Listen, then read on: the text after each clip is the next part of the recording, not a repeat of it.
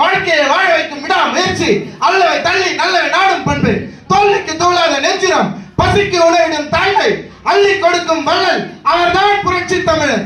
கருப்ப கவுண்டரும் தவசியம்மாளும் தங்க புதலனை தமிழக முதலனை தரணிக்கு வர தவம் நேற்ற நாள் மே 12, 1954 நம் அண்ணன் எடப்பாடி என்பவர் 1000 பறவைகள் இழைப்பாரும் ஆலமரம்.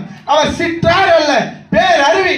அதியமான் அவைக்கு தந்தது நெல்லிக்கனி, அம்மா நமக்கு கொடுத்த தங்கக்கனி அண்ணன் எடப்பாடியார். அவர் சாமானியன் அல்ல, சாணக்கியன். கண் விழிக்கும் போதே காவிரியை பார்த்தவர், கால் நடக்கும் போதே பச்சை வயல்களில் மனம் பறிகொடுத்தவர். செங்கரும்பும் செந்நெல்லும் ஏந்திய கரங்களில் தான் தமிழ்நாட்டு மக்கள் செங்கோலை தந்தார்கள், மீண்டும் தரவும் போகிறார்கள். இப்படிப்பட்ட அண்ணன் எடப்பாடியாரின் ஒரு சில சாதனைகளை முன் கூற முன்வந்துள்ளேன்.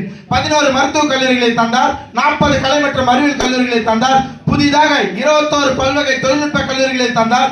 இஸ்லாமியர்களின் ஹஜ் புனித பயணத்திற்கு மானியமாக ரூபாய் 10 கோடி உயர்த்தினார்.